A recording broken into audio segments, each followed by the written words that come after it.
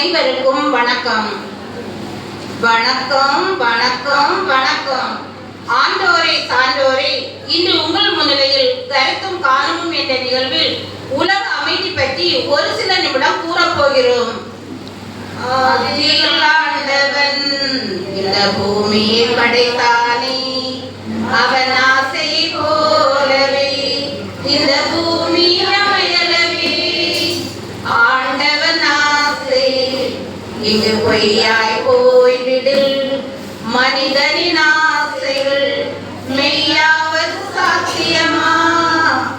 ஆதியில் ஆண்டவன் இந்த பூமியை படைத்தானே, அவன் ஆசை போலவே இந்த பூமி அமையலவே. ஆண்டவன் ஆசை இங்கு பொய்யாய் போய்விடில், மனிதனின் ஆசைகள் மெய்யாவது சாத்தியமா? உலகம் தோன்றிய போது எங்கும் அமைதி, எதிலும் அமைதியாக இருந்தது. அப்படியா? மனிதன் என்று தன்னிலை அடைந்து உருவெடுத்தாலும் அன்று தொடங்கியது தலைவலி. அது என்ன தலைவலி? போட்டி, பொறாமை, சுயநலம் இருந்தால் எப்படி தலைவலி இல்லாமல் இருக்கும்? பொறாமையா? அது என்ன? அது ஆற்றில் கிடப்பதும் இல்லை, கிணற்றில் கிடப்பதும் இல்லை. மனிதனிடம் உள்ள மிகப்பெரிய ஆமை பொறாமை. அப்படியா? இந்த பொறாமையால் பிரச்சனை, குழப்பம், பூசல் என்று நமது குடும்பமும் சமுதாயமும் பிளவுபட்டு இருக்கு. ஆமா ஆமா, அப்படிதான். சரி சரி, நமது குடும்பமும் சமுதாயமும் அமைதியாய் வாழ நாம் என்ன செய்யலாம்? நல்ல பேரை வாங்க வேண்டும் பிள்ளைகளே, நம் நாடு என்னும் தோட்டத்திலே நாளை மலரும் முல்லைகளே. நல்ல பேரை வாங்க வேண்டும் பிள்ளைகளே, நல்ல பேரை வாங்க வேண்டும் பிள்ளைகளே. நம் நாடு என்னும் தோட்டத்திலே நாளை மலரும் முல்லைகளே. நல்ல பேரை வாங்க வேண்டும் பிள்ளைகளே. நம் பிள்ளைகளிடம் நல்ல பழக்க வழக்கங்களை கற்றுக் கொடுக்கணும். கதைகள் மூலம் நல்ல கருத்துக்களை, பண்புகளை சொல்லிக் கொடுக்க வேண்டும். அப்படி செய்தால் என்ன ஆகும்? பிள்ளைகள் ஒருவர் மற்றவரை மதிப்பார்கள், உறவுடன் வாழ்வார்கள். ஆமா. மாறிப்போன வாழ்க்கை முறையால் கூட்டு குடும்பங்கள் சிறு குடும்பங்களாகி பின்பு தனி குடும்பங்களாகி எல்லோருமே தனித்திருக்கிறார்கள். அது சரி, இதுக்கும் உலக அமைதிக்கும் என்ன தொடர்பு? குடும்பம் என்பது கொடுத்து மகிழ்வது, அன்பை கொடுத்து, பாசத்தை கொடுத்து, தைரியத்தை கொடுத்து இன்பமாய் வாழும் இடம். அப்படியா? இப்படி எப்படி வாழ முடியும்? சரி, ஒரு கதை சொல்றேன். சரி சரி, அமைதியா இருக்க. அந்தோணி சாமி பண்ணையில் ஈரா ஈரா ஓ, அங்கு பண்ணையில் சில விலங்குகள் ஈரா ஈரா ஓ. அந்தோணி சாமி பண்ணையில் ஈரா ஈரா ஓ, அப்பண்ணையில் சில விலங்குகள் ஈரா ஈரா ஓ. காட்டு விலங்கு எல்லாம் சேர்ந்து ஒரு மாநாடு நடத்திச்சாம். என்ன மாநாடா? இடையில பேசாம கதையை கேளுங்க. சரி, மாநாட்டுல என்ன பேசினாங்க? மனிதர்களுக்கு பள்ளிகள் இருப்பது போல நமக்கும் பள்ளி ஒன்று வேணும். அப்புறம் அதுல எல்லோருக்கும் எல்லாமும் கற்றுத்தர வேணும் தீர்மானம் எடுத்தாங்க. எல்லாம் கற்று தரணும்னா பறத்தல், ஓடுதல், நீந்துதல், மரம் ஏறுதல், கூடு கட்டுதல், பாடுதல் என எல்லாமே. சரி சரி, பள்ளி ஆரம்பிச்சாங்களா? கதையை பேசாம கேட்கிறியா? கேளு. ஆமா, பள்ளியை திறந்தாங்க. பயிற்சியை ஒன்று ஒன்றாக ஆரம்பிச்சாங்க. முதல்ல ஓட்ட பயிற்சி. எல்லா விலங்குகளுமே ஆவேசமாக ஓடி பழகிச்சு. ஆனா என்ன ஆனா? பாவம் ஆமைகள் மட்டும் திணறி போச்சு. ஆமைக்கு எங்க ஓட தெரியும்? அதனால ஆமைகள் பள்ளியை விட்டு பாதியிலே நின்று போச்சு. நினைத்து விட்டேன் எனக்கும் சிறகில்லையே, பழக வந்தேன் தழுவ வந்தேன், பறவை துணை இல்லையே, பறந்து செல்ல நினைத்து விட்டேன்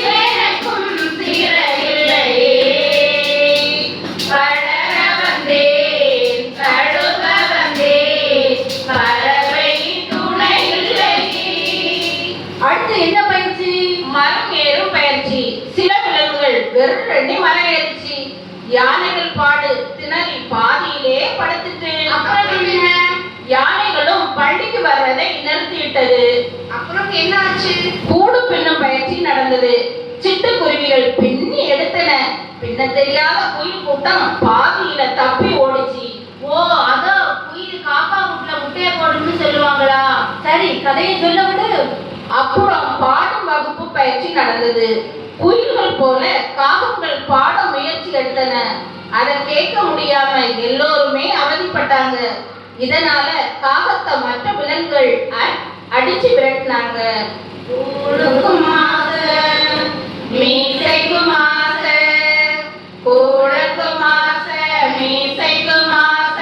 கூடவே கூடாது கருங்குயில் போல பாட்டு பாட காகமாகாது. கூழுக்கும் ஆசை மீசைக்கும் ஆசை, கூழுக்கும் ஆசை மீசைக்கும் ஆசை, கூடவே கூடாது கருங்குயில் போல பாட்டு பாட காக்கைக்கு ஆகாது, காக்கைக்கு ஆகாது. கடைசியில் பறக்கும் பயிற்சி நடந்தது. மாதிரி வகுப்பு நடத்தும் போதே காட்டுக்குள் ஓடி ஒளிந்து கொண்டது குள்ளநரி கூட்டம். அப்புறம் என்ன? இப்படி ஒவ்வொருத்தரா நின்று போனதுனால பள்ளி நிர்வாகம் மாணவர்களின் ஒத்துழைப்பு இல்லாததால் பள்ளி மூடப்படுகிறதுன்னு அறிவிப்பு கொடுத்தாங்க. சரி சரி, கதை நல்லாதான் இருக்குது. இதுல கருத்து என்ன சொல்ல போறீங்க? நான் என்ன கேட்கிறேன்னு, அவர்கள் நின்று போனவர்களா தூக்கி எறியப்பட்டவர்களா? தூக்கி எறியப்பட்டவர்கள். பாதையில் நின்று போக யார் காரணம்? சமத்துவ பாடத்திட்டமா, சமமற்ற மாணவர் கூட்டமா? இப்படிப்பட்ட உலகத்துலதான் நாம இருக்கோம். இன்று வளர்ந்து விட்ட நாடுகள் பாதுகாப்பு என்று எல்லா ஏவுகணைகளையும் செய்துவிட்டு வளரும் நாடுகளையும் வளர வேண்டிய நாடுகளையும் வரி விதிப்பால் பாதித்துக் கொண்டிருக்கிறார்கள். ஆமா, இப்ப புரிஞ்சுது. நம்ம இப்ப குடும்பத்தை பற்றி பார்ப்போம். இந்த குடும்பங்கள் எத்தனை எத்தனை பிரச்சனை. போதைக்கு அடிமை, வரதட்சணை பிரச்சனை, சந்தேக பிரச்சனை, பொருளாதார பிரச்சனை என பல பிரச்சனைகள். இதுக்கு கல்யாணம் பண்ணாமலே இருந்திருக்கோம். இல்லை இல்ல, குடும்பங்கள் தான் இன்றைய சமூகங்களின் அடிப்படை அழகு. அப்படின்னா குடும்பங்களை காப்பது எப்படி? நல்லதொரு குடும்பம் பல்கலைக்கழகம் அன்பு மொழி வழங்கும் உலகம் வாழ்க வாழ்க. நல்லதொரு குடும்பம் பல்கலைக்கழகம் அன்பு மொழி வழங்கும் சுரங்கம் வாழ்க வாழ்க. கணவனை புரிந்து கொண்டு மனைவியும், மனைவியை புரிந்து கொண்டு கணவனும் அன்பு காட்டுகிற போது மன காயங்கள் ஏற்பட வாய்ப்பில்லை. குடும்பம் அமைதியாய் வாழ எளிய வழியை சொல்லுகிறேன். கூடும் வயதாக கூடும், ஆனாலும் அன்பு மாறாதது. மாலையிடும் சொந்தம் மொழி போட்ட பந்தம், பிரிவென்னு சொல்லே அறியாதது. அழகான மனைவி அன்பான துணைவி அமைந்தாலே பேரின்பமே. அழகான மனைவி அன்பான துணைவி அமைந்தாலே பேரின்பமே. வார்த்தைகளுக்கு மனிதர்களை வாழ்விக்கும் சக்தியும் ஆற்றலும் உண்டு. அதுபோல பிறரை சாகடிக்கும் சக்தியும் உண்டு. அப்படியா? பாராட்டுகள், கட்டி கொடுத்தவர்கள் எல்லாமே அன்பின் வெளிப்பாடுகள். உற்சாகம் ஊட்டும் போது நமக்குள் மறைந்திருக்கும் திறமைகளை வெளிப்படுத்த முடியும். வீட்டுல இருக்கிற 1008 பிரச்சனையில எப்படி உற்சாகம் ஊட்ட முடியும்? கவலை தானா வர்றதில்லை, அதை நாம தான் உருவாக்குவது. அது எப்படி? அமோக விளைச்சலில் தக்காளி காடு, அனைத்துமே குண்டு குண்டா நல்ல தக்காளி, அபார விலை. அப்புறம் கவலையோடு அமர்ந்திருந்தான் மாப்பிள்ளை. விருந்துக்கு வந்த மச்சான் கேட்டான், ஏன் இந்த சோகம்? என் தோட்டத்துல சாதாரணமா நிறைய சொத்த தக்காளி இருக்கும், அதை என் ஆடு மாடுகளுக்கு போடுவேன், இப்ப என்னத்தான் போடுறது? ஆட்டுக்கும் மாட்டுக்கும் தக்காளி போட்டு வளர்க்கிறியே, வேற என்னெல்லாம் இருக்கு? புல் இருக்கு, வைக்கோல் இருக்கு, இதுக்கெல்லாம் போட்டு கவலைப்படுறியே. அதான் சொன்னேன், கவலை தானா வர்றது இல்ல, நாம உருவாக்குவது. நீ சரி சரி. குடும்பத்தில் பயன்படுத்துகிற வார்த்தைகளை விட வெளிப்படுத்துகிற குரலுக்கு தான் அதிக கவனம் செலுத்தப்படுகிறது. அப்படியா? குடும்பத்தில் ஒருவர் கோபமாக பேசும்போது மற்றொருவர் பொறுமையாக அமைதியாக பதிலளிக்க தெரிந்தால் அதுவே மகிழ்ச்சியின் தொடக்கம். அப்படியா? மன்னிப்பு வெறும் உணர்வல்ல, அது ஓர் அர்ப்பணிப்பு, இரக்கம் காட்ட வழங்கப்படும் வாய்ப்பு. குடும்ப வாழ்க்கையில் கட்டாயப்படுத்துதல் தவிர்க்கப்பட வேண்டும். வார்த்தைகள் மீது கவனம் செலுத்துங்கள், உங்கள் வார்த்தை வசப்படும். இதைத்தான் வள்ளுவர் இனிய உளவாக இன்னாத கூறல் கனி இருப்ப காய் கவர்ந்தற்று என்று அறிவுறுத்துகிறார். ஆமா, கோபப்பட்டு வார்த்தைகளை தவறாக பயன்படுத்தும் போது உறவு கெடுகிறது. அடுத்து குடும்பத்திற்காக நேரத்தை ஒதுக்குவது. ஒருவர் மற்றவரிடம் பகிர்ந்து கொள்ளும் போது பகிர்ந்து கொள்ளும் நபரின் உணர்வுகளை புரிந்து கொள்ள வேண்டும். எப்படி? புரியும்படி சொல்லுங்க. இணைந்திருக்கின்ற நேரம் மகிழ்ச்சியானது. அதுபோல் பகிர்ந்தல் மூலம் செவிமடுக்குதல் மூலம் ஒருவருக்கொருவர் நம்பிக்கையூட்டுகிற நேரம் சிறப்பானது. பள்ளியில் ஒரு வகுப்பில் வரலாறு பாடவில்லை. பானிபட் யுத்தம் பற்றி ஆசிரியர் பாடம் எடுத்தார். இறுதியில் மாணவர்களிடம் யுத்தம் பற்றி கருத்துக்களை கேட்டார். ஒரு மாணவனின் பதில், தற்கால வரலாற்றில் என் வீட்டில் நடப்பதோ ஒரு மௌன யுத்தம். அது என்ன, வீட்டுக்குள் யுத்தம்? ஆமாம், 6 மாதங்களாய் என் அப்பாவும் அம்மாவும் பேசிக் கொள்வதில்லை என மாணவன் பதில் சொன்னான். ஆமா ஆமா, இந்த யுத்தம் நிறைய வீட்டுல. அப்பாவும் அம்மாவும் வெள்ளை பூனைகள், அவர்களின் மகனான் சின்ன பூனை. அப்பாவும் அம்மாவும் வெள்ளை பூனைகள், அவர்களின் மகனான் சின்ன பூனை. என்னதான் அவர்கள் சண்டை போடட்டும், என்னதான் அவர்கள் சண்டை போடட்டும், அது விரைவில் சமரசமாகிவிடும், அது விரைவில் சமரசமாகிவிடும். அப்பாவும் அம்மாவும் வெள்ளை பூனைகள், அவர்களின் மகனான் சின்ன பூனை. பெற்றோர்களை கவனியுங்கள். நிகழ்கால வரலாற்றில் குழந்தைகளை அதிகம் பாதிப்பது வரலாற்று யுத்தங்கள் அல்ல, அப்புறம் வீட்டு யுத்தங்களே. அப்ப நம்ம வீட்டுல சண்டை போடாம இருக்கணும். இன்றைய படித்த இளைய சமூகம் கூட முடம் நாட்டம் அடிக்கும் மூட நம்பிக்கைக்குள் மூடி கிடக்கிறது. சமயத்தின் பெயரால் ஜாதியின் பெயரால் அமைதி சூழல் குறைக்கப்படுகிறது. ஆமா ஆமா. சரி சரி, நோபல் பரிசு பற்றி ஒரு கதையை சொல்கிறேன். ஆல்பர்ட் என்ற அறிவியல் அறிஞர் டைனமைட் என்ற வெடிமருந்தை கண்டுபிடித்தவர். இதெல்லாம் எப்படி உங்களுக்கு தெரியும்?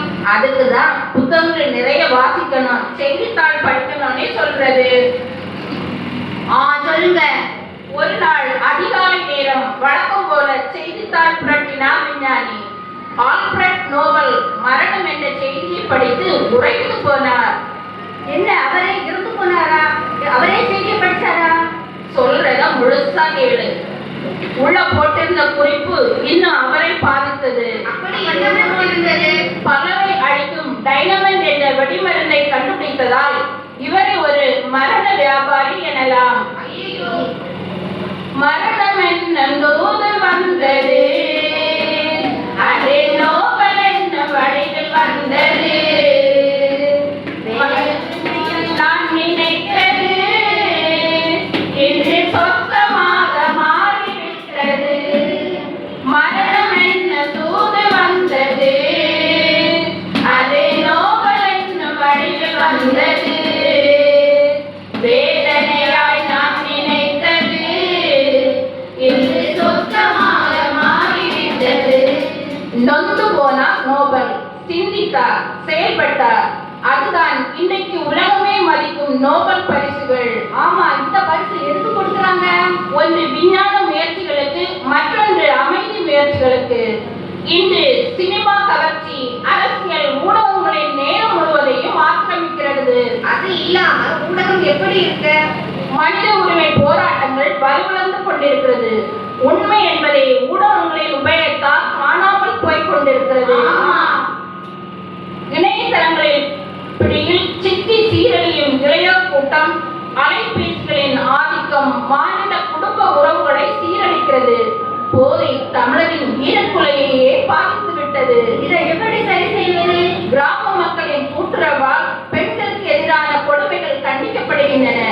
நீதிக்கான கோரிக்கை குரல்கள் எழுப்பப்படுகின்றன.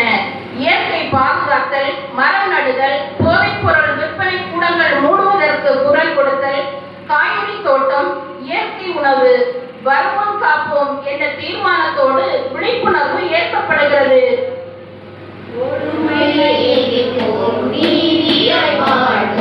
உரிமைக்கு குரல் கொடுப்போம், வருமுன் காப்போம், விழிப்பாயிருப்போம், திறம்பட செயல்படுவோம், கொடுமையை எதிர்ப்போம், நீதியாய் வாழ்வோம், உரிமைக்கு குரல் கொடுப்போம், வருமுன் காப்போம், விழிப்பாயிருப்போம், திறம்பட செயல்படுவோம். வளர்ச்சிக்கான அத்தனை ஆதாரங்களும் இப்பூமியில் நிறைந்து கிடக்கின்றன. இயற்கை வளங்கள் அனைத்தும் இன்றைய தலைமுறைக்கு மட்டும் சொந்தமானவை அல்ல. அடுத்த தலைமுறைக்கான பயன்பாட்டுக்கும் இந்த வளங்கள் பூமியில் நிறைந்திருக்கின்றன. சரி, நம்ம என்ன செய்யணும்? இந்த வளங்களை சுரண்டவோ அழிக்கவோ யாருக்கும் உரிமை இல்லை. சரி, நாம உலக அமைதியை ஏற்படுத்த என்ன செய்யலாம்? எல்லா இடங்களிலும், எல்லா நிலைகளிலும், எல்லா வழிகளிலும் வறுமையை முற்றிலுமாக ஒழிக்க வேண்டும். அது எப்படி?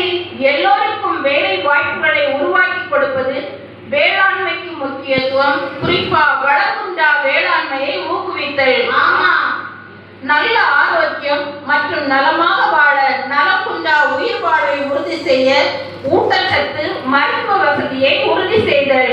சரி. அடுத்தவர் உழைப்பை சுரண்டி சாப்பிட்டால் என்னவாகும் என்று ஒரு நிகழ்வை உங்களுக்கு கூறுகிறேன். குருநானக் சையத்பூர் அவரது சீடர் லாகோ என்ற ஏழை தச்சர் வீட்டில் தங்கினார்.